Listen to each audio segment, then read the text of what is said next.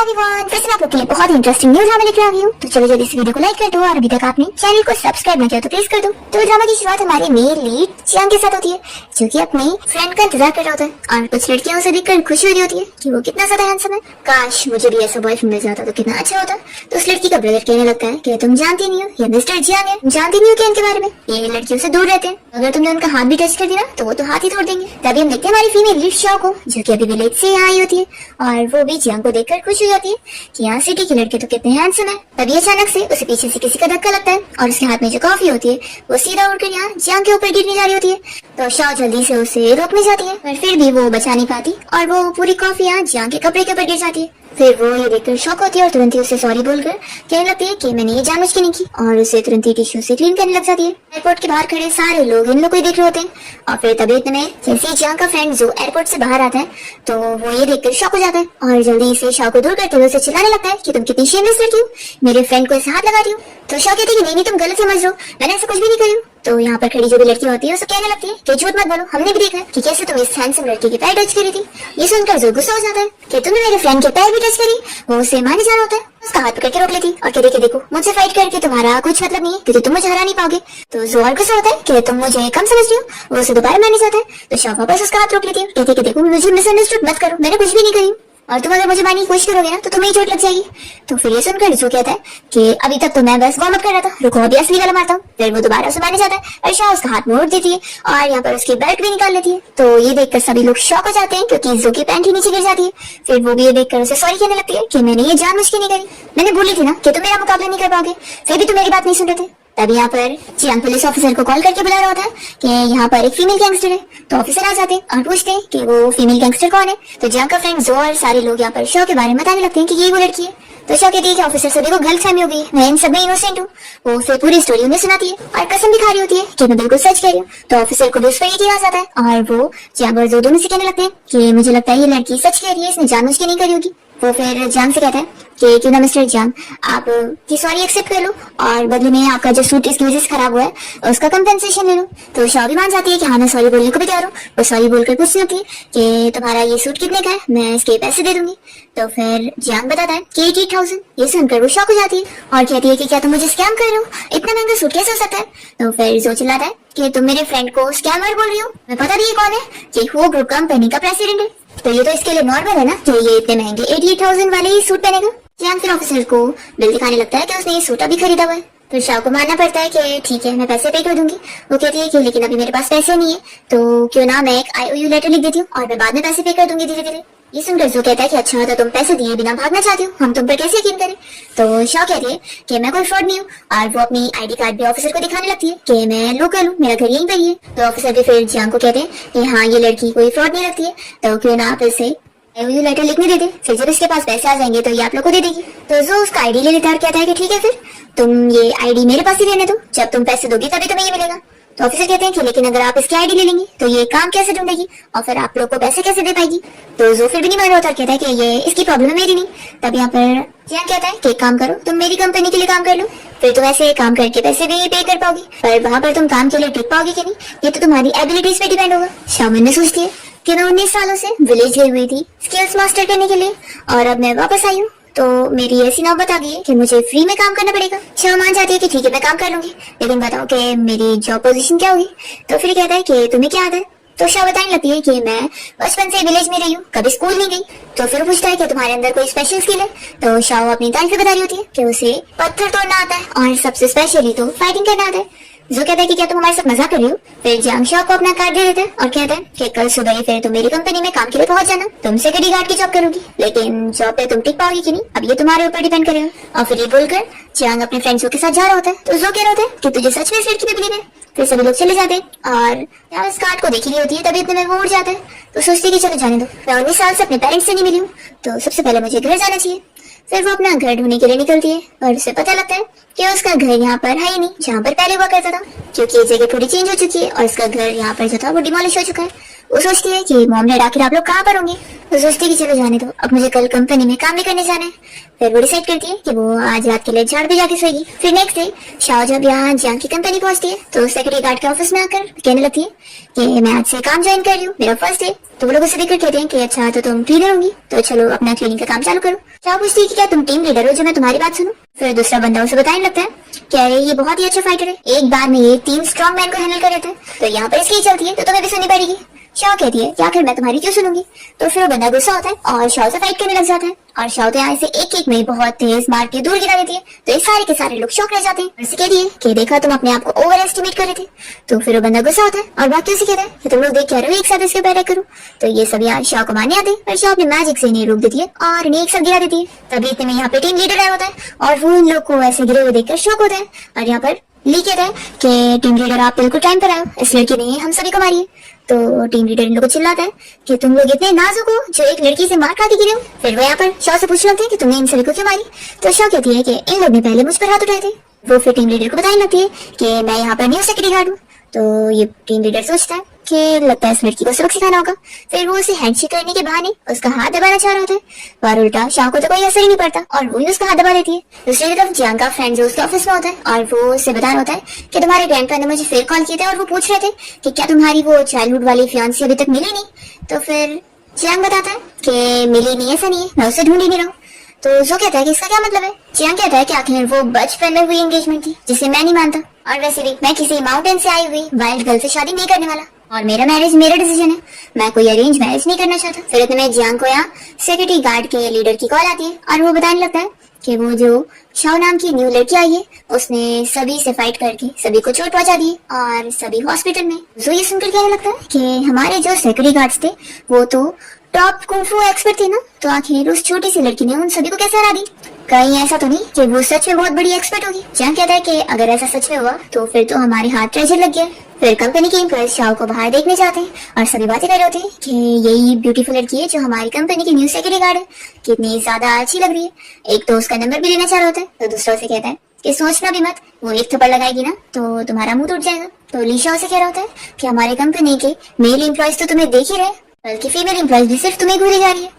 तो शाओ कहती है कि ठीक है तो हम जगह बदल लेते हैं। तो कहता है कि जगह बदलने से नहीं होगा, वो लोग तुम्हें ही देख रहे हैं। तभी जो यहाँ पे आता है और वो शाओ से कहने लगता है कि हेलो फीमेल गैंगस्टर, कैसी हो, मैंने तो सोचा नहीं था कि तुम अपनी बात पूरी करोगी और यहाँ पर काम करने आ जाओगी। तो शाओ से उंगली दिखाती है तो कहता है कि याद रखो तुम्हारी आइडेंटिटी क्या है, और फिर वो अपने अंदर चले जाता है। शाओ से पूछता है कि मिस्टर शाओ तुम्हें फीमेल गैंगस्टर क्यों बोल रहे थे। तो शाओ बताती है कि मैंने गलती से उसके पैंट्स निकाल दी थी इसलिए। तो ये सुनकर वो भी शॉक हो जाता है। फिर हम देखते हैं कि जब जियांग यहाँ अपनी कंपनी में आने को कह रहा होता है तो शाओ से रोक लेती है और कहती है कि पहले अपना आईडी दिखाओ। फिर वो बताने लगता है कि वो डेस्क पर भूल गए। तो शाओ कहती है कि फिर तो अंदर जाने नहीं मिलेगा।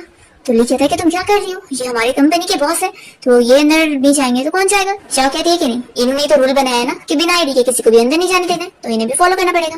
तो जियांग मान जाता है और गुस्से में फिर यहाँ कॉल लगाकर अपनी आईडी मंगवाता है। तो ये फिर उसे अपने ऑफिस में आने मिलता है और फिर वो जो के सामने गुस्सा हो रहा होता है कि इस लड़की को तो मैं फायर ही कर दूंगा। तो जो कहता है कि उसने क्या ही गलत करी, वो तो बस स्ट्रिक्टली कंपनी के रूल्स फॉलो कर रही है ना, तो तुम उसे ऐसे फायर नहीं कर सकते। जियांग कहता है कि तुम मेरे साइड हो या दुश्मन के। तो जो कहता है कि देखो मैं सही के साइड हूँ और मुझे लगता है कि वो एक अच्छी लड़की है, देखो अपनी बात पूरी करते हुए यहाँ काम करने भी आ गई और कितनी ब्यूटीफुल भी है, क्या तुमने नोटिस नहीं करे। जब वो कंपनी के बाहर खड़ी थी तो उसे तो तुमसे भी ज्यादा टेंशन मिल रहा था। तभी फिर लोग विंडो के बाहर देखते कि नीचे बहुत भीड़ लगी हुई है, एक लड़की अपने बहुत सारे गार्ड्स के साथ आई है और वो माइक पे जियांग को प्रपोज कर रही होती है और कह रही होती है कि वो उससे शादी कर ले। सो कहता है कि ये कौन सी फैमिली की लड़की है। तो जियांग बताने लगता है कि चेंग फैमिली की, काफी टाइम से मेरे पीछे पड़ी है और मुझे परेशान कर रही है। तो जो कहता है कि एक काम कर, तो शाओ को बोल दे वो यहाँ से इन लोग को निकालने का काम करे, देखना वो कैसे हैंडल कर लेगी। तो जियांग कहता है कि हाँ तुम्हारी बातों में पॉइंट है, ऐसे मैं भी तो जानूं कि वो कितनी अच्छी फाइटर है। फिर वो तुरंत ही शाओ को कॉल करके उसे इन लोग को भगाने का ऑर्डर दे देता है। तो शाओ फिर अकेले उस लड़की को चिल्लाना चाहती है कि वो यहाँ ये सब फ्लावर्स बिखेर कर कंपनी के सामने सब हंगामे नहीं कर सकती, वो जाए यहाँ से। तो लड़की चिल्लाती है कि सिक्योरिटी गार्ड कहाँ से आई है, तुम्हें पता नहीं मैं कौन हूँ, मुझसे पंगे लेकर अच्छा नहीं होगा। तो शाओ कहती है कि मिस लगता है तुमने अपना चेहरा आईने में देखकर नहीं आई हो, जो हमारे सीईओ मिस्टर जियांग को परस्यू कर रही हो। लड़की गुस्सा होती है और वो शाओ को मारने जाती है स्पीकर से। तो शाओ उसका स्पीकर ही मैजिक से तोड़ देती है और उसे भी दूर गिरा देती है। तो ये देखकर तो जो और जियांग भी देखते रह जाती है और जो कहता है कि लड़की तो बहुत ज्यादा केपेबल है। लेकिन फिर अपने सारे गार्ड से कहते हैं कि तुम लोग देख क्या रहे हो, मारो इसे। तो फिर वो एक साथ यहाँ पर शाह को मारने के लिए चले जाते हैं और शाह तो इजीली उन्हें हैंडल कर लेती है और सभी को मार मार के फेंक देती है। तो ये देखकर तो टीम लीडर भी शॉक रह जाता है कि ये क्या, ये तो इन सभी को फुटबॉल की तरफ फेंक रही है, ये सच में इंसान भी है कि नहीं। अपारेंटली तो शाह को अपनी बॉस मान लेता है कि वो इतनी अच्छी फाइटर है। फिर लिन के गार्ड से उठाने लगता है और कहते हैं कि मैडम अच्छा रहेगा कि हमें चलना चाहिए। तो वो यहाँ से जाते हुए शाह से कहते हुए जाती है कि तुम्हें बाद में देख लूंगी। तो शाह भी उसे चैलेंज करती है कि ठीक है, तुम्हें जब भी मुझसे रिवेंज लेना हो तो यहाँ पर आ जाना, मैं यहीं पर सिक्योरिटी गार्ड की जॉब करती हूँ। फिर लिन गुस्से में चली जाती है। जो ये सब देखते हुए कहने लगता है कि ये लड़की तो सच में कुछ ज्यादा ही केपेबल है। पर यहाँ पर जान फिर शाह की फिक्र कर रहा होता है कि वो लिन इतनी इजीली उसे छोड़ेगी नहीं, मुझे इसलिए शाह को रिमाइंड करना होगा। अभी जो तो अपना खुश हो रहा होता है कि अच्छा हुआ मैंने एयरपोर्ट के बाहर शाह से और भी ज्यादा फाइट नहीं किया था और मेरी ऐसी हालत नहीं हुई थी। फिर वो जियांग से कहता है कि वैसे मैं पहली बार तुझे किसी लड़की की इतनी फिक्र करते हुए देख रहा हूँ, क्या हुआ उसे ऐसे हीरो की तरह फाइट करते हुए देखकर तुम्हें वो पसंद आ गई। तो जियांग कहता है कि मैं बस उसे अपनी एम्प्लॉय होने के नाते उसकी फिक्र कर रहा हूँ और कुछ नहीं। जो कहता है कि मैं नहीं मानने वाला, तो बस एक ओल्ड मैन है जिसे एक लिटिल गर्ल पे क्रश आ गया। तो जियांग गुस्सा आने लग जाता है कि तुझे मेरे हाथों मार खाना है। तो जो कहता है कि मैं तो बस मजाक कर रहा था। तो तू गुस्सा मत हो, ऐसे बोलकर वो भाग जाता है। और फिर हम देखते हैं कि सारे सिक्योरिटी गार्ड्स यहाँ पर शाह के फैन बन जाते हैं और उसे कहने लगते हैं कि तुम इतनी अच्छी फाइटर हो तो प्लीज हमें अपना स्टूडेंट बना लो। तो शाह भी मान जाती है कि ठीक है, फाइटिंग भी तो सिखाना है ना, तो मैं तुम लोग की मास्टर बनने को तैयार हूँ। तो सभी बहुत खुश होते हैं। फिर टीम लीडर शाह को बताने लगता है कि मिस्टर जियांग ने तुम्हें ऑफिस में बुलाया। तो शाह कहती है कि आखिर उसने क्यों बुलाया होगा। तो ली जल्दी से कहने लगते हैं कि पक्का वो तुम्हें कोई रिवॉर्ड देना चाहते होंगे, तुमने इतना अच्छा काम करी। तो शाह खुश जाती है कि फिर तो ये गुड न्यूज है। वो फिर यहाँ जैसे यहाँ पर जियांग के ऑफिस में पहुंचती है तो अचानक से उसे ऐसे शर्टलेस देख लेती है और उसके ऐप से चली जाती है। तो जियांग कहता है कि क्या तुम्हारा बेकार हो गया। तो सॉरी बोलते हुए दरवाजा बंद करती है और सोचती है कि क्या फायदा है इतनी अच्छी बॉडी का जो देखने नहीं मिल रही है। फिर जियांग उसे अंदर आने के लिए बोल देता है और वो पूछती है कि वैसे बॉस आपने मुझे क्यों बुलाया था। तो वो बस सोच रहा होता है कि ये बस एक छोटी सी लड़की है, इतनी पतली सी भी है, तो इसके अंदर थोड़ी ना इतनी कोई स्किल्स होगी। तो विशाल पूछती है कि आप क्या सोच रहे हैं, कहीं ऐसा तो नहीं कि मेरी काइंडनेस को आप अपनी बॉडी के साथ रिपीट करना चाहते हैं। तो कहते हैं कि सच में एक फीमेल गैंगस्टर ही रहेगी। फिर वो उसे डांटने लग जाता है कि तुम्हें पता तुमने क्या करी हो, इतनी बड़ी मुसीबत खड़ी कर दी हो, तुमने आखिर चैन फैमिली से क्यों पंगे ली, तुम्हें पता है वो लोग कितने पावरफुल है। तो शाह कहती है कि बॉस आपने तो बोला था ना कि उनको मैं यहाँ से बाहर निकाल दूं। तो जियांग कहता है कि हाँ मैंने उन्हें बाहर निकालने बोला था, मारने नहीं। तो फिर कहती है कि अच्छा एक तो मैंने तुम्हारी प्रॉब्लम सॉल्व करी हो और तुम मुझे यहाँ अप्रिशिएट करने के बजाय मुझे ब्लेम कर रहे हो, तुम तो कितने बुरे हो।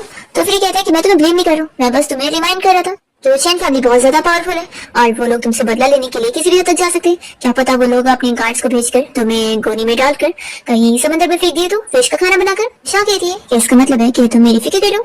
तो कहता है कि किसने कहा कि मैं फिक्र करूं, मैं तो बस नहीं चाह रहा था कि तुम अगर मिस्टीरियसली ऐसे गायब हो गई तो पुलिस तो मेरी कंपनी आएगी इन्वेस्टिगेशन करने के लिए, तो मेरे लिए फालतू में कितनी ट्रबल हो जाएगी। तो कहती है कि तुम्हें फिक्र करने की जरूरत नहीं है, अगर वो चैन फैमिली मुझसे पंगे लेने आए ना तो मैं नहीं बल्कि उनकी बुरी हालत होगी और सफर तो वो करेंगे। जियांग उसे समझाने लगता है कि तुम्हें थोड़ी सी कुंफू आती है, इसका ये मतलब नहीं है कि तुम सबसे निपट लोगी। तो शाह भी उसे डांटती है कि मैं किसी भी चीज से डरती नहीं हूँ, तो ठीक है मेरा काम हो गया तो मैं जा रही हूँ। शाह फिर बाहर आने के बाद ये सोच होती है कि वैसे ये इतना भी बुरा नहीं है, ये मेरी फिक्र कर रहा था इसलिए मुझे रिमाइंड करा रहा था, लेकिन वो चैन फैमिली अभी मेरी प्रॉब्लम नहीं है। मेरे लिए तो अभी दो इंपॉर्टेंट काम है, पहला तो ये कि पैसे कमाकर अपना आईडी कार्ड वापस लेना और दूसरा ये कि जल्दी से जल्दी अपने पेरेंट्स को ढूंढना ताकि मैं अपने घर जा सकूं और अपनी फैमिली से मिल सकूं। लेकिन फिर वो अपसेट हो जाती है कि सिक्योरिटी गार्ड की जॉब करके तो मुझे सिर्फ 3500 मिल रहा है, ऐसे मैं 80,000 कब तक जमा करूंगी। और फिर शाह को एक और काम का आइडिया आता है और वो सोचती है कि मैं फॉर्च्यून टेलिंग का स्टॉल खोल सकती हूँ। फिर यहाँ से जाने के बाद लेना अपने गार्ड्स लोग को चिल्लाने लगती है कि तुम लोग एक छोटी सी लड़की से हार गए। तो फिर वो लोग कहते हैं कि वो लड़की सच में बहुत ज्यादा स्किल वाली थी, उसे हम लोग नहीं फाइट कर सकते लेकिन मिस्टर यू जरूर कर पाएंगे, वो तो इतने फेमस गैंगस्टर है। तो ये तुरंत ही फिर मिस्टर यू को कॉल लगाती है और कहने लगती है कि ब्रदर यू मेरी हेल्प करो, आपको एक लड़की को सबक सिखाना होगा और उसके मैं 1 मिलियन दूंगी। तो फिर वो बंदा उसका काम का ऑर्डर ले लेता है। फिर हम यहाँ पर शाह को देखते हैं जो कि अपनी फॉर्च्यून टेलिंग की स्टॉल खोलकर लोगों को बुला रही होती है। तभी दो अंकल उसके स्टॉल के पास आकर कहने लगते हैं कि लड़की तुम्हें एक प्रॉपर जॉब करनी चाहिए, ये क्या यार लोगों को ठगने का काम कर रही हो और ऊपर से तुम सच भी बोलती हो कि क्या। तभी एक लड़की यहाँ पर आती है और वो शाह से पूछती है कि क्या तुम मेरे लिए फॉर्च्यून टेलिंग करोगी और कितने पैसे लोगी। तो शाह कहती है कि तुम्हें जितने देने रहेंगे दे देना। फिर वो उसे बैठने बोलती है तो वो लड़की बताने लगती है कि मेरा भाई कल रात से गायब है, वो कल रात घर नहीं आया और मैं कितना उसे ढूंढ रही हूँ पर वो मिल नहीं रहा और पुलिस ऑफिसर भी मेरा केस फाइल नहीं कर रहे कि इतनी जल्दी वो नहीं ढूंढेंगे, तो क्या तुम पता करके बता सकते हो कि वो कहाँ हो सकता है। तो शाह फिर अपने मैजिक से उसे पता करके बता देती है कि वो इंटरनेट कैफे में जाकर गेम खेल रहा है, तो तुम्हें फिक्र करने की जरूरत नहीं, जाओ उसे वहां ढूंढ लो। तो फिर लड़की खुशी होती है कि हाँ मैं तो भूल ही गई थी, उसे गेम्स खेलना ही सबसे ज्यादा पसंद है। फिर वो बताती है कि लेकिन मेरे पास ज्यादा पैसे नहीं है, सिर्फ 10 युआन है। तो शाह कहती है कि ठीक है इसे ही रख दो। फिर वो चली जाती है और यहाँ पर ये अंकल खुश हो जाते हैं कि लगता है ये लड़की तो सच में स्किल वाली है। फिर दूसरे अंकल भी बैठ जाते हैं और वो कहते हैं कि मेरी बेटी आज इंटरव्यू के लिए गई है, तो क्या तुम बता सकती हो कि वो इंटरव्यू के लिए सिलेक्ट हो पाएगी कि नहीं। तो शाह फिर उन्हें पता करके बता देती है कि आप खुश हो, आपकी बेटी ऑलरेडी सिलेक्ट हो चुकी है और अभी आपको कॉल आएगा। वो 3 तक काउंट करती है और अंकल को सच में अपनी बेटी का कॉल भी आ जाता है और फिर वो बहुत ज्यादा खुश होते हैं कि तुमने तो बिल्कुल सही बताई, मेरी बेटी का इंटरव्यू पास हो गया। वो भी खुश होकर यहाँ पैसे रख देते हैं और फिर ऐसे बहुत सारे लोगों की लाइन लग जाती है शाह से अपना फॉर्च्यून टेलिंग करवाने के लिए। फिर तभी हम देखते हैं कि एक rich old lady wheel chair से आई होती है और वो अपने हाउसकीपर को यहीं पर व्हील चेयर रोकने बोलती है और वो शाह को ही देखे जा रही होती है कि लड़की बड़ी इंटरेस्टिंग लग रही है। शाह यहाँ पर इतने सारे लोग का फॉर्च्यून टेलिंग तो कर रही होती है पर उसे बहुत ज्यादा बुरा लग रहा होता है कि इतने कम पैसे मिल रहे हैं। ऐसे चलता रहा तो वो 80,000 कैसे कलेक्ट कर पाएगी। और फिर ये ओल्ड लेडी शाह से पूछती है कि क्या तुम मेरा भी फॉर्च्यून बताओगी। तो शाह जैसे उन्हें देखती है तो वो पूरी उन्हें गोल्डन लाइट में नजर आ रही होती है। वो खुश जाती है और कहती है कि लेकिन आप इन सभी की तरह मुझे सिर्फ 5 और 10 नहीं दे सकती, आपको ज्यादा देना होगा। तो लेडी पूछती है कि वो क्यों। तो शाह कहती है कि क्योंकि आपकी लाइफ बहुत ज्यादा वैल्यूएबल है, आपको देख कर ही पता लग रहा है, इसलिए आपको मुझे कम से कम एक रेड एनवेलप तो देना होगा। तो वो मान जाती है कि ठीक है, अगर तुम एकदम सही फॉर्च्यून टेलिंग करोगी तो फिर मैं बिल्कुल गारंटी देती हूँ कि तुम्हें अच्छे पैसे दूंगी। शाह कहती है कि ठीक है, फिर आप बताओ आपको क्या पूछना है। तो लेडी कहती है कि मुझे मेरे पास के बारे में बताओ ताकि मुझे तुम पर यकीन आए कि तुम सच्ची हो। तो शाह फिर उनका पूरा पास पता लगा लेती है और उन्हें बताने लगती है कि आपकी लाइफ में बहुत ज्यादा इंटरेस्टिंग चीजें हुई है। जब आप 16 की थी तब आपके मॉम डैड इस दुनिया से चले गए, उसके बाद आपकी 18 को शादी हो गई और 25 की एज में आपको एक बेटा हुआ और फिर उसके बाद आपने अपना बिजनेस स्टार्ट करी जो कि इतना अच्छा चला कि आपको बहुत ज्यादा तरक्की मिली और आप रिच हो गई। आपके बिजनेस की वर्थ अभी 100 मिलियन है और ऊपर से आपके 2 बेटे 2 बेटियां और सभी अलग अलग फील्ड में माहिर है, कोई बिजनेस में और कोई गवर्नमेंट जॉब में। और आपका जो ग्रैंडसन है वो तो और भी आउटस्टैंडिंग है ना। तो ये सुनकर ग्रैंडमा काफी शॉक होती है कि तुमने सब कुछ बिल्कुल सही बताई हो। वो पूछती है कि तुमने तो मेरा बर्थ डेट भी नहीं पूछी, तो सब चीजें इतनी सही कैसे कैलकुलेट कर ली। तो शाह कहती है कि उसकी जरूरत ही नहीं, मैं आप तो आपका फेस देखकर ही सब बता सकती हूँ। तो ग्रैंडमा तो खुश हो जाती है और कहने लगती है कि तुम तो बहुत ही इंप्रेसिव हो, मैंने अपनी लाइफ में तुम जैसी अब इतनी बड़ी मास्टर से मिली। ग्रैंडमा उससे फ्यूचर के बारे में बताने बोल रही होती है। तो शाह कहती है कि आपका फ्यूचर बहुत ज्यादा पॉजिटिव है, लेकिन मैं अभी सारी चीजें यहाँ डिटेल में सभी के सामने नहीं बोल सकती हूँ। लेकिन मैं चलो अभी आपको एक गुड न्यूज सुना देती हूँ कि 3 दिन बाद आपकी फैमिली को 5 मिलियन मिलने वाले अचानक से। ये सुनकर सभी शॉक होते हैं। तो फिर ग्रैंडमा उसे और स्पेसिफिक होने बोल रही होती है। तो शाह बताती है कि वो आपके ग्रैंडसन के जरिए आएंगे। हाउसकीपर बताने लगता है कि हमारी फैमिली के जो यंग मास्टर है वो तो गवर्नमेंट जॉब करते हैं फिक्स सैलरी के साथ, तो इतने सारे पैसे अचानक से कहाँ से ले आएंगे, कहीं तुमने मिस कैलकुलेट तो नहीं करी हो। तो शाह ने गुस्से में देखती है तो हाउसकीपर भी डर जाता है कि ये लड़की का और ही डिफरेंट है। शाह बताती है कि मुझसे कोई गलती नहीं हुई है, आप लोग को पेशेंट से इंतजार करना चाहिए, फिर पता लग जाएगा कि मैं बिल्कुल सही कह रही हूँ। तो ग्रैंडमा कहती है कि तुम अपना कॉन्टेक्ट नंबर मुझे दे दो ताकि फिर 3 दिन बाद जब तुम्हारी फॉर्च्यून टेलिंग सच्ची निकलेगी तो फिर मैं तुम्हें बहुत ही अच्छी खाने की ट्रीट देना चाहती हूँ। बस तुम्हें उस दिन फिर खाने के लिए आना होगा।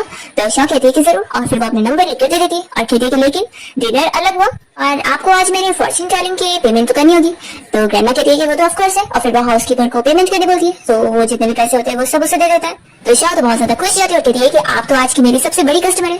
फिर ग्रैंडमा बहुत ही खुश होती है, उसे बाय बोलकर चली जाती है। फिर शाह जब यहाँ अपने सारे पैसे काउंट कर रही होती है तभी इतने में यहाँ पर जियांग का फ्रेंड आ जाता है और उसे फॉर्च्यून टेलिंग करते हुए देखकर कहने लगता है कि तुम तो एक फीमेल गैंगस्टर थी, अब तुम इतनी बड़ी झूठी भी बन गई हो। तो शाह कहती है कि कौन है जो मेरे बारे में झूठी रूमर फैला रहा है। फिर उसे देखकर वो कहती है कि तुम हर जगह क्यों पहुंच जाते हो जहाँ पे भी मैं जाती हूँ। तो उसे चिल्लाने लगता है कि तुम जो ये सब हरकतें कर रही हो ना, इससे सिर्फ तुम्हारी खुद की रेपुटेशन नहीं जाएगी बल्कि हमारी पूरी कंपनी की भी रेपुटेशन जाएगी। तो शाह कहती है कि किसने कहा कि मैं फ्रॉड काम कर रही हूँ, मैं यहाँ पर एक लीगल बिजनेस कर रही हूँ, समझे। तो कहते हैं कि अच्छा ठीक है, तुम नहीं मानोगी ना, तो फिर अब मैं सभी के सामने तुम्हें पब्लिकली एक्सपोज करता हूँ।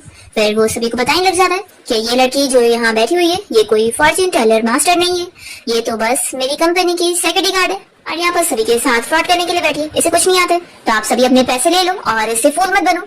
तो एक अंकल उसे चिल्लाने लगते हैं कि तुम क्या बकवास कर रहे हो, ये लड़की इतनी बड़ी मास्टर है, उसने सभी का फॉर्च्यून बताई है और तुम यहाँ उसके बारे में रूमर फैलाओगे। सारे लोग यहाँ पर मिलकर जो को ही डांटने लगते हैं कि वो उल्टा शाह के बारे में झूठी रूमर फैला रहे हैं। तो जो को तो शौक लग रहा होता है कि ये सभी इसे मास्टर बोल रहे हैं।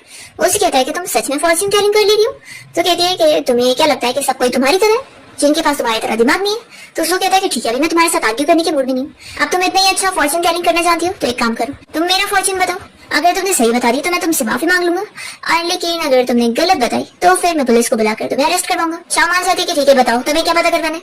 तो फिर वो कहता है कि तुम मेरी मैरिज का फॉर्च्यून बताओ। तो शाह को फिर यहाँ पता लग जाता है कि इसे तो इसकी गर्लफ्रेंड 3 बंदों के साथ चीट कर रही है।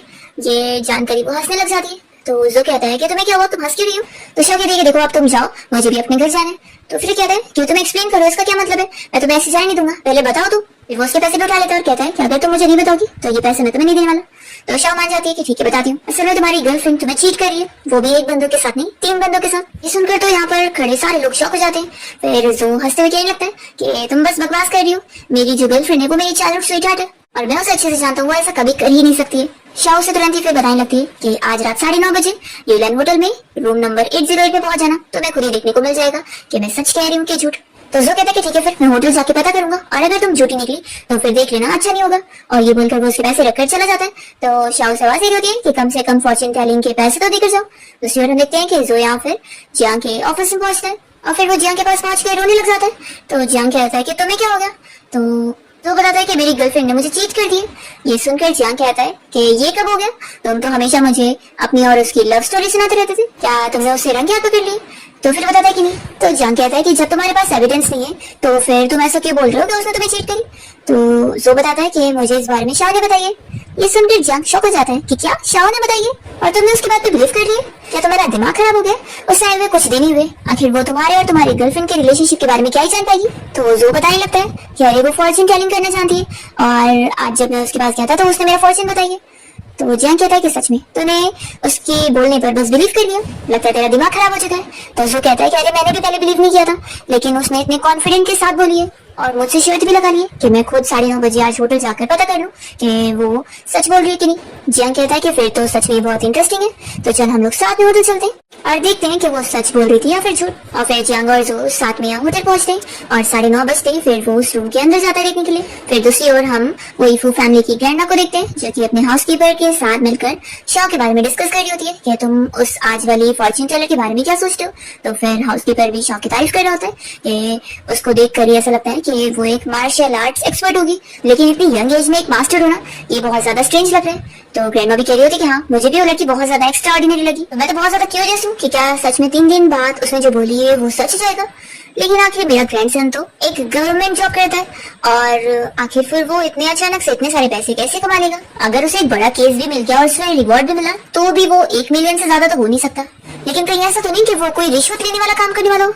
फिर यहाँ पर हाउसकीपर भी कहता है कि हाँ आपकी बात में मुझे पॉइंट लग रहा है। तो फिर ग्रैंडमा फिक्र कर रही होती है और कहने लगती है कि तुम उसके ऊपर नजर रखो और पता करो इरहान इन दिनों क्या कर रहे हैं। फिर रात में देखते हैं कि शाओ अपने कलीग नील के साथ यहाँ डिनर कर रही होती है और वो उसकी तारीफ कर रहा होता है कि सच में तुम कितनी अमेजिंग हो जो तुमने बस आज के एक ही दिन के अंदर ही 1000 कमा ली, इतनी तो मेरी हाफ मंथ सैलरी है। तो शाओ कहती है कि मेरे पास ऑप्शन नहीं है, मुझे अभी जल्दी से जल्दी पैसे कमाकर 80,000 जमा करने। तो ली कहता है कि बॉस एक काम करो, मेरे पास कुछ सेविंग्स है जो कि मैं तुम्हें दे सकता हूँ, मुझे भी अर्जेंट नीड नहीं है और तुम्हारा काम तो बन जाएगा ना।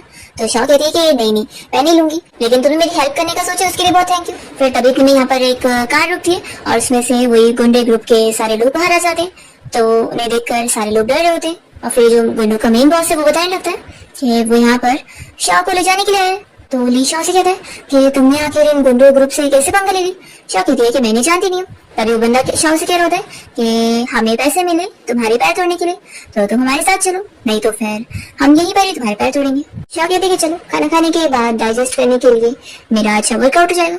वो चलने के लिए मान जाती है और कहती है कि वैसे भी मैं नहीं चाहती हूँ कि अंकल का यहाँ बिजनेस खराब हो। तो ली कह रहा होता है कि ऐसे मत जाओ, क्या पता ये बंदा कितना खतरनाक होगा। तो शाओ कहती है कि फिक्र मत करो, मैं इसे इजीली हैंडल कर लूंगी। शाओ उस गुंडे बॉस और उसके सारे गार्ड्स के साथ चली जाती है और ये लोग यहाँ पर शाओ के लिए विशेष कर रहे होते हैं कि वो बस सेफ हो। यहाँ पर शाओ फिर अकेले इन सारे गुंडों को हरा देती है। तो वो मेन बॉस तो देख के डर जाता है, फिर वो उसे डंडे से मारने आता है। तो शाओ उसे भी मैजिक से हरा देती है। तो फिर वो जल्दी से उसके सामने झुकते हुए हाथ मान लेता है कि मुझसे गलती हो गई, प्लीज मुझे माफ कर दो। तो कहती है कि तुम इतनी जल्दी डर गए। उसके सारे बंदे भी यहाँ पर शाओ से माफी मांगने के लिए नील डाउन करने लगते हैं। उसे मास्टर कह रहे होते हैं। तो शाओ कहती है कि मैं नहीं चाहती कि मेरे जो स्टूडेंट्स वो खराब हो, तो इसलिए तुम सभी अब कोई भी खराब काम नहीं करोगे। तो वो सभी मान लेते हैं कि वो लोग अब दोबारा से ऐसे गलत काम नहीं करेंगे और ये गैंगस्टर का ग्रुप भी नहीं चलाएंगे। शाओ उन लोग को धमकी देती है कि अगर तुम लोगों ने वापस कोई गलत काम किए तो फिर ये पत्थर देख लो ना कैसे मैंने इसे तोड़ी, वैसे तुम लोग को भी खत्म कर दूंगी। तो सभी कसम खा रहे होते हैं कि वो लोग सच में उसकी बात सुनेंगे और कुछ गलत नहीं करेंगे। दूसरी ओर हम देखते हैं कि वहाँ स्टॉल वाले बॉस को भी शाओ की फिक्र हो रही होती है और वो ली से कह रहा होता है कि वो लड़की अभी तक नहीं आई, आधा घंटा हो चुका है, वो सेफ भी होगी कि नहीं। फिर यहाँ के लोग भी कहने लगते हैं कि अरे पुलिस को कॉल करो। तो फिर ली जल्दी से पुलिस को कॉल करने जा रहा होता है। तभी इतने में यहाँ पर वही गुंडा शाओ को अपनी कार से लेकर पहुंचता है। तो ये सभी शौक होते हैं कि ये वही रूथलेस बंदा है जो कि शाओ के सामने देखी पहली बना हुआ है। और फिर शाओ के कलीग भी खुश हो रहे होते हैं कि बहुत अच्छा हुआ आप वापस आ गई। फिर शाओ यहाँ अपना खाना खाने के लिए बैठती है और वो उस गैंगस्टर यू को कह देती है कि चलो अब मेरे बिल पे करो। तो फिर वो बहुत सारे पैसे दे देता है और शाओ के साथ साथ उसके सारे कलीग्स के लिए भी बिल भर देता है। और शाओ से बहुत ही तमीज से कहता है कि मास्टर मैं चलता हूँ। तो वो उसे गेट लॉस्ट बोल देती है। और फिर यहाँ पर शाओ के कलीग तो उसे बहुत ज्यादा इंप्रेस हो गए होते हैं कि आपने तो उस गुंडे को भी अपना चेला बना ली, सच में आप कितनी ज्यादा महान हो। वो तो फिर उसे और रिस्पेक्ट देते हुए ड्रिंक टोस्ट कर रहे होते हैं। पर ये गैंगस्टर यू तो अभी भी नहीं बदला होता है और ये अपने चेले के साथ डिस्कस करता है कि शाओ से कैसे निपटा जाए, क्योंकि वो उनसे तो हैंडल नहीं हो पाएगी। तो वो आइडिया देता है कि क्यों ना हमसे भी जो ज्यादा पावरफुल गैंग है मिस्टर यू की, हम क्यों ना ये काम उन्हें दिलवाएं। तो फिर ये तुरंत ही लिन को कॉल लगाता है और लिन खुश हो रही होती है कि लगता है तुमने उस लड़की को सबक सिखा चुके होंगे। तो कहता है कि नहीं, वो तो उल्टा हमें चोट पहुंचा के चली गई है। तो लिन शॉक होती है कि तुम लोगों से एक लड़की नहीं हैंडल हो रही है। तो फिर लोग कहते हैं कि सच में ये बहुत मुश्किल काम है, तो क्यों ना तुम ये दूसरे गैंग लीडर मिस्टर ल्यू को दो, वो तो इतने अच्छे मार्शल आर्ट एक्सपर्ट है, पक्का तुम्हारा डिफेंस ले लेंगे और तुम्हारा काम भी बन जाएगा। तो एक दूसरे में फिर कॉल कट करती है और सोचती है कि ये लोग कितने यूजलेस है। फिर यूज दूसरे गैंग के लीडर मिस्टर ल्यू को कॉल करके उसे ये काम दे देती है। तो वो कहता है कि ठीक है फिर अब आप गुड न्यूज का वेट करो, काम हो जाएगा। फिर नेक्स्ट टाइम देखते हैं कि यहाँ पर जियांग के ऑफिस में जो बहुत ज्यादा रोई जा रहा होता है। जैसे ही शाओ यहाँ पहुंचती है तो वो पूछने लगती है कि बॉस आपने मुझे क्यों बुलाया। तो जल्दी से जो से बात करने लगते हैं। तो शाओ कहती है कि क्या हुआ, मैंने जो बताई वो गलत निकला। तो वो रोते हुए कहते हैं कि नहीं, तुमने जो बताई वो सच निकला, मेरी गर्लफ्रेंड ने मुझे सच में चीट करी, वो भी 3 बंदों के साथ। फिर वो उसके हाथ में उसके फॉर्च्यून टेलिंग की फीस भी पकड़ाता है और कहता है कि अब मैं अपना रोना वापस कंटिन्यू करता हूँ। तो फिर शाओ कहती है कि अरे ऐसे रो मत, ऐसा लग रहा है जैसे मैं तुम्हें बुली कर रही हूँ। चलो एक काम करते हैं, मैं तुम्हारे लिए वापस से एक फॉर्च्यून टेलिंग करती हूँ और तुम्हारे ट्रू लव के बारे में बताती हूँ कि वो तुम्हें कब मिलेगी। फिर वो उस लड़की के बारे में पता करके बताने लगती है कि वो लड़की तो बहुत ज्यादा अच्छी है और ब्यूटीफुल भी है और उसकी पर्सनैलिटी तुम्हारी एक्स से भी ज्यादा अच्छी है और तुम्हारा जो फेवरेट फूड है टोफू, वो तो उससे भी ज्यादा तुम्हें पसंद आने वाली है। तो जो और ज्यादा खुश होता है कि तुम्हें मेरा फेवरेट फूड भी पता है, तुम तो सच में बहुत ही अच्छी मास्टर हो, तुमने कितना अच्छा कैलकुलेशन करी हो। वो उससे बैठा था और कहता है कि चलो अच्छे से बात करते हैं। वो उसे डिटेल में और उस लड़की के बारे में बताने बोल रहा होता है। तो शाओ फिर उसका हाथ पकड़ के और भी चीज पता कर रही होती है और ये देखते हुए जियांग जेलस होकर खांसने का नाटक करता है। तो शाओ कहती है कि मिस्टर जियांग लगता है आप तो बीमार है। फिर तो लगता है पहले मुझे आपका ट्रीटमेंट करना होगा। वो अपनी नीडल्स को निकालती है और कहती है कि मैं आपका नीडल से ट्रीटमेंट कर देती हूँ, इससे आप जल्दी ठीक हो जाओगे। और वो तुरंत ही फिर उसकी टाई निकाल कर उसका हाथ बांध देती है और फिर उसकी शर्ट के बटन्स खोलकर उसकी बॉडी देखकर भी खुश रहने लग जाती है और फिर उसे नीडल लगाकर कहती है कि देखो अब तो आपका थ्रोट भी ठीक हो चुका है। तो जियांग गुस्से में कहता है कि आप खोलो मुझे। उसे ऐसे गुस्से में देखकर शाओ कहती है कि मैन को ऐसे गुस्सा नहीं होना चाहिए, नहीं तो वो जल्दी ओल्ड और अगली हो जाएगा और फिर बॉस आपको कोई वाइफ नहीं मिलेगी। फिर वो कहता है कि वैसे बॉस बताओ तो मुझे यहाँ पर बुलाया क्यों गया। तो कहता है कि मैं चाहता हूँ कि तुम मेरे लिए भी फॉर्च्यून टेलिंग करो और इसके पैसे मैं जो तुम्हारा मेरे ऊपर उधार है उसमें से काट लूंगा। तो शाओ तो और भी ज्यादा खुश जाती है और कहती है कि फिर तो मैं जरूर करूंगी। पूछती है कि बताओ क्या मुझे आपकी मैरिज फॉर्च्यून टेलिंग करना है। तो जियांग तुरंत ही कहता है कि बिल्कुल नहीं, मुझे मैरिज में कोई इंटरेस्ट नहीं है, तुम बस ये बताओ एक हॉस्पिटल का हमारी कंपनी के ऊपर 7 मिलियन का कर्ज है और वो लोग हमारे पैसे रिटर्न करने के लिए मान ही रहे, तो तुम बस ये पता करके बता सकती हो कि हमारे पैसे कब मिलेंगे वापस। तो शाओ कहती है कि बॉस इसमें क्या फॉर्च्यून टेलिंग करने की जरूरत है, आप किसी को भेजो, आपको कैसे पैसे नहीं मिलेंगे। तो कहता है कि ये सब बोलना आसानी करना मुश्किल है, मेरा मैनेजर कब से उनके पीछे लगा हुआ है पर वो लोग अपना उधार देने को तैयार नहीं है। शाओ कहती है कि आखिर ये कौन कंपनी है जो आपको परेशान कर रही है। तो जो बताने लगता है कि वो एक प्राइवेट हॉस्पिटल है और उनके ऊपर जो कर्ज है वो बहुत पुराना है और जियांग क्योंकि अब उनके साथ बिजनेस डील नहीं कर रहे हैं तो वो लोग पैसे देने को मान नहीं रहे। जियांग कहता है कि इसलिए तो मैं चाहता हूँ कि तुम पता करके बताओ कि हमें वो पैसे वापस मिलेंगे कि नहीं। तो शाओ कहती है कि ऑफ कोर्स मिलेंगे। तो ये सुनकर जो कहता है कि तुम इतनी श्योर हो कि तुम बिना कैलकुलेट करे जान गई।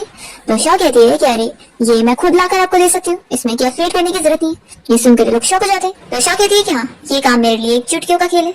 तो फिर जियांग कहता है कि ठीक है, अगर तुमने सच में पैसे वापस लाए तो मैं तुम्हें बोनस के तौर पे पूरे 10,000 दूंगा।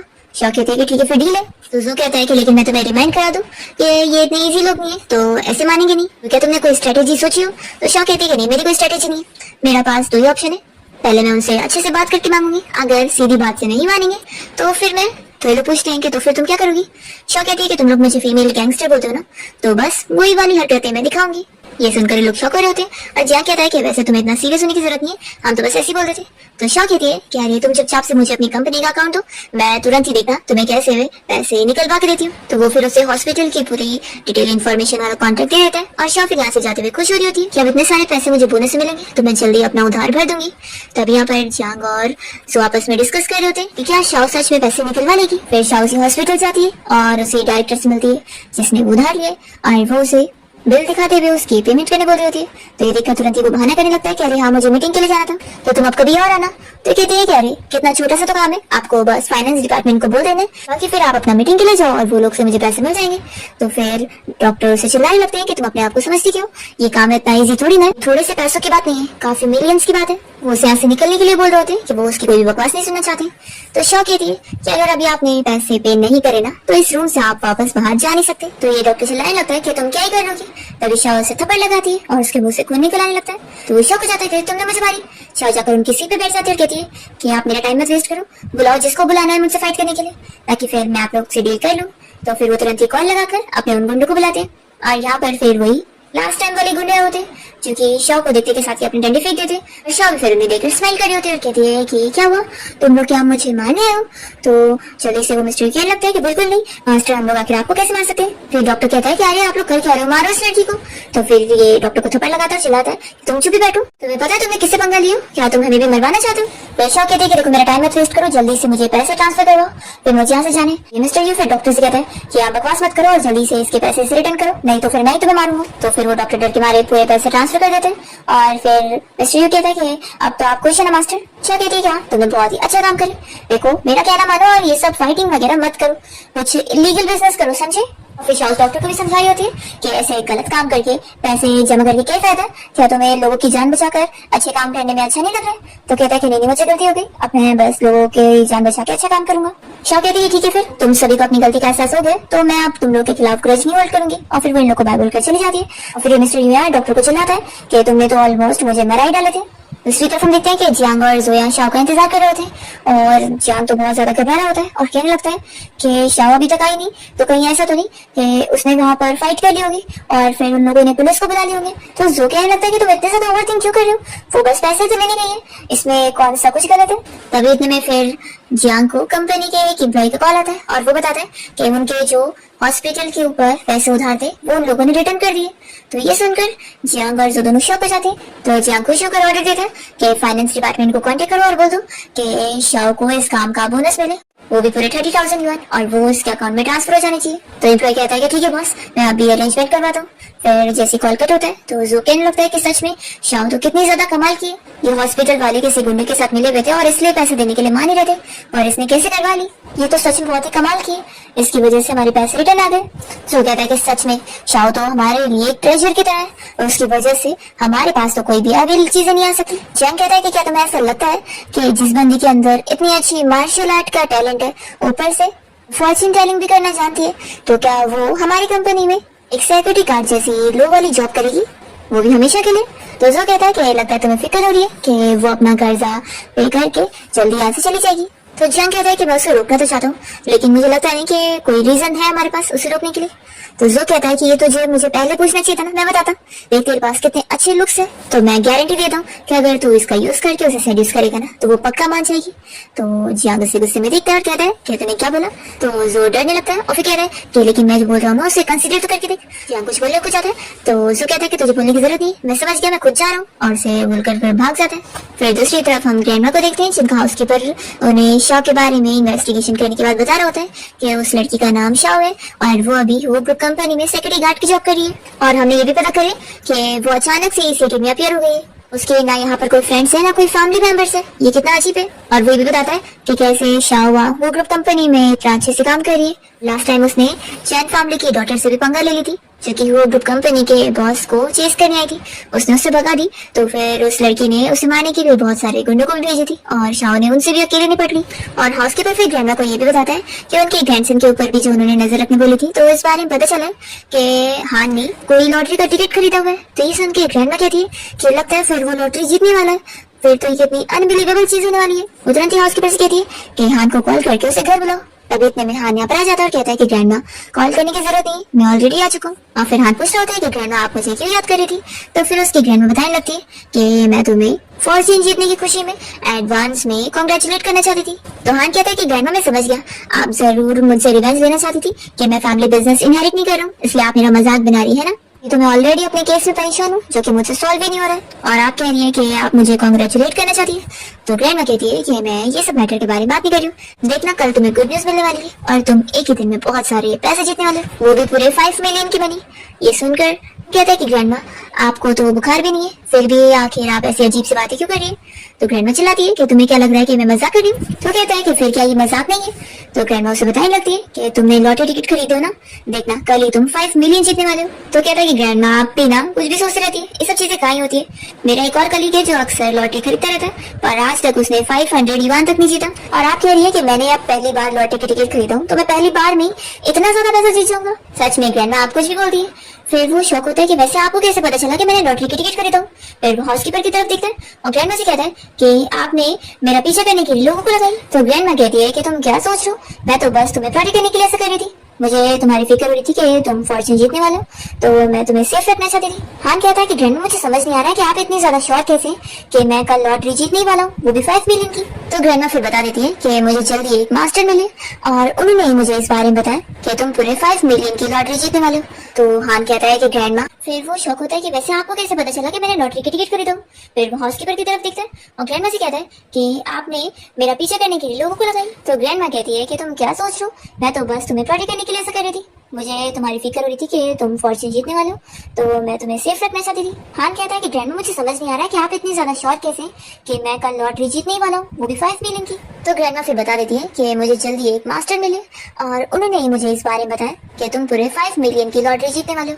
तो हान कहता है कि ग्रैंडमा आप एक मास्टर की बातों में फूल बन गई, ऐसा कुछ भी नहीं होता है, आप कुछ भी सोच रही हैं। ग्रैंडमा कहते कि ठीक है, तुम्हें यकीन नहीं आ रहा ना, तो चलो हम लोग शर्त लगाते, अगर तुम कल लॉटरी नहीं जीते ना तो फिर मैं ही तुम्हें अपनी तरफ से 1 लाख युआन पॉकेट मनी के तौर पे दूंगी। तो वो खुश हो जाता है। ग्रैंडमा कहती है कि लेकिन अगर तुम हार गए ना तो फिर तुम्हें ग्रैंडमा को एक अच्छी से खाने की ट्रीट देना होगा और मेरे साथ साथ उस मास्टर को भी। तो तुरंत ही हाँ डील कर लेते हैं कि अगर मैं सच में ग्रैंड प्राइज जीत गया ना तो मैं सिटी के पूरे बेस्ट होटल में आप लोग को डिनर करवाऊंगा। तो ग्रैंडमा कहती है कि फिर तो वो हमारी फुल फैमिली का होटल बना। तो इस पर हान कह रहा होता है कि ग्रैंडमा आखिर आउटसाइडर को अच्छी चीजें क्यों आप देना चाहती है, पहले तो हमें मिलनी चाहिए ना, ये आपने मुझे सिखाया। ग्रैंडमा फिर उसे समझाने लगती है कि कल तुम्हें याद से फिर लॉटरी चेक करना है, ठीक है? तो फिर ये कहता है कि ग्रैंडमा आप फिक्र मत करो, मैं याद से चेक करूंगा।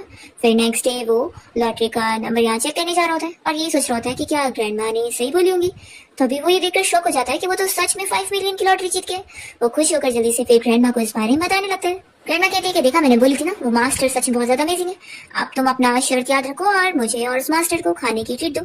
तो ठीक है, फिर अब तुम्हें अपना प्रॉमिस पूरा करना होगा और आज अपने काम से छुट्टी होने के बाद उस मास्टर को पिक करके डिनर के लिए रेस्टोरेंट पहुंचना होगा, ठीक है? मैंने तो वीआईपी रूम बुक भी कर दिया। तो फिर कहता है कि ठीक है ग्रैंडमा, आप मुझे उस मास्टर का एड्रेस सेंड कर दो। तो ग्रैंडमा बताने लगती है कि वो मास्टर वो ग्रुप कंपनी में सिक्योरिटी गार्ड की जॉब करती है। ये सुनकर हान शॉक हो जाता है। तो ग्रैंडमा बताने लगती है कि अरे वो अभी 20 ईयर की छोटी सी लड़की है, देखो तुम वहां जाओगे ना तो तुम्हें वो खुद ही दिख जाएगी, वो भी गेट के बाहर ही। ये सब सुनने के बाद हान शॉक हो जाता है कि ग्रैंडमा आप मुझे कहना चाहती है कि वो मास्टर एक सिक्योरिटी गार्ड की जॉब करती है और आप उसके लिए इतना अच्छा होटल, इतना अच्छा वीआईपी रूम, ये सब का अरेंजमेंट करवा रही है और आप चाहती है कि मैं उस सिक्योरिटी गार्ड को खुद पे करने जाऊँ। क्या आप प्लीज इससे चेंज नहीं कर सकती? तो ग्रैंडमा कहते कि नहीं, तुम्हें ही लेने जाना पड़ेगा। और देखो तुम उस मिस शाओ को बिल्कुल भी अंडर एस्टिमेट नहीं कर सकते हो, वो बहुत ज्यादा अमेजिंग है। तो ठीक है, अब टाइम पर पहुंच जाना और लेट नहीं होना। तो इसे मानना ही पड़ता है। फिर यहाँ हाउसकीपर ग्रैंडमा को कह रहा होता है कि मिस शाओ को पिक करने के लिए तो मैं ही चला जाता, आखिर आपने यंग मास्टर को ही क्यों इंसिस्ट करे कि वो पर्सनली उन्हें पिक करने जाए? तो ग्रैंडमा हंसकर कहने लगती है तुम समझोगे नहीं, आखिर मुझे वो लड़की इतनी ज्यादा पसंद आई है कि मैं उसे अपनी ग्रैंड डॉटर इन लॉ बनाना चाहती हूँ। अगर उसकी और हान की मैरिज हो जाएगी तो मुझे बहुत ज्यादा खुशी मिलेगी। तो फिर हाउसकीपर भी इस बात पे एग्री कर रहा होता है। दूसरी तरफ हम देखते हैं कि शाओ का यहाँ पर ली बहुत अच्छे से ख्याल रख रहा होता है और उसे अपनी बॉस की तरह ट्रीट कर रहा होता है। तभी इतने में इसे ग्रैंडमा की कॉल आती है और ग्रैंडमा शाओ को बताने लगती है कि उनका ग्रैंडसन सच में 5 मिलियन जीत गया, जैसा कि उसने बोली थी और उसकी कही हुई बात पूरी हुई, इसलिए वो उसे डिनर की ट्रीट देना चाहती है। और ग्रैंडमा ये भी बताती है कि मैंने अपने ग्रैंडसन को तुम्हें पर्सनली पिक करने के लिए भेज दी, वो वहाँ पर आता ही होगा। फिर तभी यहाँ पर पुलिस की कार रुकती है और उसमें से हान यहाँ पर आ रहा होता है। तो लिए देखकर शौक होता है कि इंस्पेक्टर हान यहाँ पर क्या कर रहे हैं। शाओ फिर खुश होकर हान से कहने लगती है कि तुम यहाँ मुझे पिक करने आओगे ना। तो फिर वो उसके साथ जा रही होती है और ली तो ये देखकर सच में शौक हो जाता है कि ये इसे लेकर जा रहे हैं। शाओ कहते हैं कि मेरी फिक्र मत करो, मैं तो बस इसके साथ डिनर ट्रीट के लिए जा रही हूँ। और फिर वो उसकी कार में बैठकर जब जा रही होती है तभी ज़ो और जियांग दोनों उसे देख लेते हैं और वो लोग आपस में सोच रहे होते हैं कि वो आखिर पुलिस ऑफिसर की कार में बैठकर कैसे जा रही है, कहीं पुलिस उसे अरेस्ट तो नहीं कर रहा है। फिर जियांग शाओ को कॉल करके इस बारे में पूछने लगता है। तो वो कहती है कि फिक्र मत करो, मैं बिल्कुल ठीक हूँ, मुझे तो कुछ हो ही नहीं सकता है, मैं तो बस ऑफिसर के साथ डिनर पे जा रही थी और तुम मेरी फिक्र मत करो। तो जियांग कहता है कि मैं थोड़ी ना तुम्हारी फिक्र करूँ और वो कॉल कट करता है। तभी ज़ो इस बारे में जियांग को समझा रहा होता है कि देख लो अब कंपटीशन कितना बढ़ रहा है, शाओ को पसंद करने वाले लोगों की लाइन लगती जा रही है, तो तुम्हें जल्दी करना होगा। फिर इसके बाद ये लोग रेस्टोरेंट पहुंचते हैं और शाओ यहाँ पर हान की ग्रैंडमा से मिलती है। तो ग्रैंडमा उससे मिलकर बहुत खुश हो रही होती है। तभी हान कहता है कि ग्रैंडमा मैं चलता हूँ। तो ग्रैंडमा चिल्लाती है कि तुम कहाँ जा रहे हो, चलो बैठो हमारे साथ। और फिर वो शाओ से अपने ग्रैंडसन के बारे में पूछ रही होती है कि तुम्हें कैसा लगा। तो शाओ फिर हान की तारीफ करती है। फिर ग्रैंडमा ने यहाँ पर शाओ के लिए जो खाना मंगवाई होती है वो शाओ को बहुत पसंद आता है। और फिर डिनर के बाद ग्रैंडमा की तबीयत अचानक से बहुत ज्यादा खराब हो जाती है। तो शाओ कहती है कि ग्रैंडमा मैं आपको ठीक कर सकती हूँ। तभी यहाँ पर हान मना कर रहा होता है कि तुम्हें क्या याद होगा। तो शाओ कहती है कि मुझे कम मत समझो, मैं ग्रैंडमा को सच में ट्रीट कर सकती हूँ। तो यहाँ पर हान को कैसे भी करके चुप करा देती है और फिर ग्रैंडमा का ट्रीटमेंट करना स्टार्ट करती है और उनके तो वो पैर ही ठीक कर देती है उन्हें नीडल्स की ट्रीटमेंट देकर। तो ग्रैंडमा तो फिर चल पा रही होती है और वो बहुत ज्यादा खुश होती है। तो फिर हान को अपनी गलती रियलाइज होती है और वो शाओ से सॉरी कह रहा होता है कि उसने पहले उसे गलत समझा था, पर वो तो कितनी अच्छी निकली और ऊपर से सच में वो एक्सपर्ट है। वो उसे फिर अपनी तरफ से 3 मिलियन का कार्ड दे रहा होता है, जो कि शाओ लेने से मना करती है कि मैंने कोई पैसे के लिए थोड़ी ना ऐसा ट्रीटमेंट करी हूँ। तभी ग्रैंडमा इंसिस्ट करती है कि नहीं तुम्हें लेना पड़ेगा, ये हमारी तरफ से तुम्हारे लिए थैंक यू गिफ्ट है। फिर ग्रैंडमा इंसिस्ट करने लगती है शाओ को, तो शाओ को फिर लेने के लिए मानना पड़ता है। इतने में उसके फोन पर कॉल आई होती है। तो वो कहती है कि मैं पहले कॉल बात कर लेती हूँ। फिर उसे उसी गुंडे लियो का कॉल आया होता है, जो कि उसे बताने लगता है कि उसने उसके बेस्ट फ्रेंड को किडनैप कर लिया और अगर वो उसे बचाना चाहती है तो वहां पर पहुंचे। तो शाओ से चिल्लाती है कि उसे कुछ करना मत, नहीं तो तुम्हारा हाल और बुरा होगा। फिर शाओ इन लोग को बताती है कि उसे जरूरी काम से जाना होगा और फिर वो यहाँ से गायब हो जाती है। तो ये लोग भी समझ जाते हैं कि लगता है कुछ इंपॉर्टेंट काम होगा। फिर शाओ यहाँ उस वेयर हाउस में पहुंचने के बाद उस गुंडे से कह देती है कि वो उसके फ्रेंड को बाहर जाने दे, ये उसने उसके लिए उसे यहाँ पर कैद किया ना, तो वो यहाँ पे रहने को तैयार है। तो वो बंदा मान जाता है और ली को यहाँ से बाहर जाने दे देता है। शाओ कहती है कि तुम मेरी फिक्र मत करो, मैं इसे हैंडल कर सकती हूँ, तुम बस बाहर जाओ। तो वो उसकी बात सुनकर बाहर चले जाता है, पर उसे फिर भी शाओ की फिक्र हो रही होती है। तो वो एक डंडा उठाकर वापस से शाओ को प्रोटेक्ट करने के लिए अंदर जाना चाह रहा होता है, पर तभी यहाँ पर हान पहुंच जाता है और उसे बताने लगता है कि तुम फिक्र मत करो, अपने आगे हो ना, हम लोग मिलकर शाओ को प्रोटेक्ट करेंगे। और फिर शाओ तो इस मिस्टर लियो से निपटने के लिए बहुत ही इजीली तैयार होती है, पर तभी इतने में हान बंदूक लेकर पहुंच जाता है और उस गुंडे को डराने लगता है। शाओ कहती है कि तुम रहने दो, मैं इसे खुद देख लूंगी। और फिर जैसे ही ये मिस्टर लियो शाओ के ऊपर गोली चलाया करता है, तो वो तो उस गोली को ही बहुत दूर फेंक देती। तो वो डर जाता है कि तुम आखिर क्या हो। वो तुरंत ही उससे माफी मांगता है कि मुझसे गलती हो गई। तो शाओ फिर उसे किक करती है कि इतनी इजीली तो वो मानेगा नहीं। वो पूछती है कि ये बताओ कि तुम्हें किसने ऑर्डर दिया था मुझे मारने के लिए। तो बता देता है कि वो चैन फैमिली की डॉटर लिन ने दी थी। फिर शाओ इस गुंडे को अच्छे से धमकी दे देती है कि वो दोबारा उसके साथ कुछ भी करने का सोचे बिना। और फिर वो जैसी बाहर आती है तो उसका कलीग ली तो बहुत ज्यादा खुश जाता है कि वो बिल्कुल ठीक है। और फिर हम देखते हैं कि लिन यहाँ पर मेल मॉडल्स के साथ क्लब में होती है और तभी कुछ गुंडे उसके ऊपर अटैक करने पहुंच जाते हैं। फिर हम देखते हैं कि हान जब यहाँ शाओ को कंपनी तक छोड़ने आया होता है तो वापस से जियांग और जो इन लोग को देख रहे होते हैं और शाओ और हान को हैंडशेक करता हुआ देखकर जियांग को जेलसी हो रही होती है। फिर हम देखते हैं कि आज जियांग से मिलने के लिए उसके ग्रैंड पहुंचते हैं और उसे डांटने लगते हैं कि उसने किस लड़की को सिक्योरिटी गार्ड बना के रखा है, उसने चैन फैमिली की डॉटर लिन के ऊपर अटैक करवाई है और उसके पैर तोड़वा दी। तो कहता है कि अच्छी बात है ना, वो इसी के लायक है, वो मुझे परेशान कर रही थी काफी दिनों से। फिर जियांग अपने ग्रैंडपा से शाओ की बहुत ज्यादा तारीफें कर देता है कि वो कितनी अच्छी मास्टर है। तो ग्रैंडपा काफी शौक होते हैं कि एक छोटी सी लड़की और लगता है तुम उसमें इंटरेस्टेड हो, है ना। जियांग इस पर हाँ बोलता है तो ग्रैंडपा फिर भी नहीं मान रहे होते और कहते हैं कि तुम भूल गए हो, मैंने ऑलरेडी तुम्हारी शादी फिक्स कर रखा हूँ। जियांग कहता है कि ग्रैंडपा मैं उस बचपन की एंगेजमेंट को बिल्कुल नहीं मानता हूँ, मैंने तो उस लड़की को देखा भी नहीं और मुझे तो उसका नाम भी नहीं पता, तो शादी करना तो दूर की बात है। तो उसके ग्रैंडपा उसे याद दिलाते हैं कि उन्होंने एंगेजमेंट वाला कॉन्ट्रैक्ट उसे दिए थे। तो फिर वो बताता है कि मैंने उसे बेच चुका हूँ। ग्रैंडपा बहुत ज्यादा गुस्सा हो रहे होते हैं और यहाँ पर फिर जियांग शाओ की तारीफ कर रहा होता है। तो कहते हैं कि फिर तो मैं भी देखना चाहता हूँ कि कौन लड़की है जिसने तुम पर जादू कर दिए। फिर हम देखते हैं कि शाओ को हान की मदद से अपनी रियल फैमिली मिल जाती है और वो जब अपनी मॉम से मिलने जाती है तो उसकी मॉम तो उसे देखकर बहुत ज्यादा खुश होती है कि उनकी कोई भी बेटी फाइनली उन्हें मिल गई। फिर शाओ अपनी मॉम और सिस्टर के साथ यहाँ खाना खाने बैठती है और वो अपनी सिस्टर को कह रही होती है कि आपसे उसे कोई भी पार्ट टाइम जॉब्स करने की जरूरत नहीं है, क्योंकि वो उसके लिए पैसे कमाएगी और उसकी पढ़ाई लिखाई और घर का भी ध्यान खुद ही रख लेगी। तो उसके मॉम और सिस्टर काफी खुश होते हैं कि वो तो कितनी ज्यादा अमेजिंग है।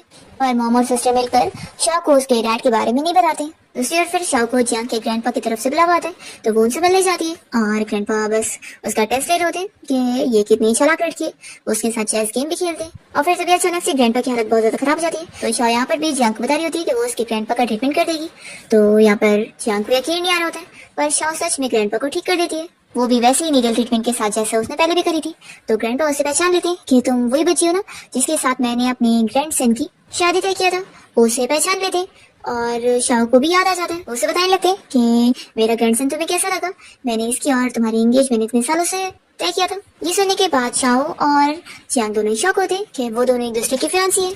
फिर तो यहाँ पर जियांग तो बहुत ज्यादा खुश जाता है और वो शाओ से कह देता है कि अब वो उससे अलग नहीं हो सकती क्योंकि उनकी शादियां होके रहेगी। फिर शाओ को यहाँ पर दोनों गुंडों की तरफ से कुछ ना कुछ बताने के लिए कॉल आया होता है। फिर इस बारे में जियांग शाओ से पूछ रहा होता है कि वो दोनों गैंगस्टर तुम्हारी इतनी क्यों सुन रहे। शाओ कहती है कि तुम्हें जानना है तो फिर मुझे किस करूँ। ये सुन के जियांग कहता है कि तुम क्या बोल रहे हो, ग्रैंडपा भी यहीं पर ही बैठे।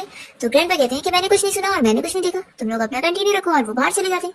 और फिर जियांग यहाँ पर शाओ को किस करने के लिए मान जाता है और फिर उससे पूछता है कि उसे कैसे टाइप का मैन पसंद है। तो शाओ अपनी पसंद उसे बता रही होती है और जियांग उससे बस ये कह रहा होता है कि अब उसे उसकी रिस्पॉन्सिबिलिटी तो लेनी होगी। शाओ फिर उन दोनों गैंगस्टर की मदद से उस आदमी के बारे में पता लगाती है जिसने उसके डैड के ऊपर इल्जाम लगाकर उन्हें जेल पहुंचा दिया था, और फिर वो अपने डैड का नेम क्लियर करवा के उन्हें जेल से बाहर निकलवा लेती है। और फिर शाओ अपनी पूरी फैमिली से रियूनाइट होकर बहुत ज्यादा खुश होती है। ये लोग एक रेस्टोरेंट में डिनर भी करने गए होते हैं और तभी यहाँ पर जियांग आ जाता है और फिर शाओ और जियांग दोनों बता देते हैं कि वो लोग असल में फियांसे हैं और उन दोनों की एंगेजमेंट बचपन में हुई थी। वो पूरी स्टोरी बताती है कि कैसे जब वो विलेज में थी तो उसके मास्टर ने जियांग की ग्रैंडपा के साथ मिलकर उन दोनों की शादी तय कर दी थी। पर तभी यहाँ शाओ के मॉम डैड को खुश करने के लिए हाथ भी पहुंच जाता है और कहता है कि वो भी इस रेस में और शाओ से शादी करने के ऑप्शन में वो भी है। तभी इतने यहाँ पर एक और बंदा आया होता है जो कि शाओ की सारी चीजें देखकर बहुत इंप्रेस होता है और वो भी उसे परस्यू करने आया होता है। तो हान और जियांग दोनों कह देते हैं कि हमारे बाद तुम्हारा कोई चांस नहीं है तो तुम जाओ यहाँ से। तो शाओ तो इन तीनों लड़कों के पीछे फंस जाती है कि वो कैसे चुनेगी। इसी के साथ इस ड्रामा की एंडिंग होती है।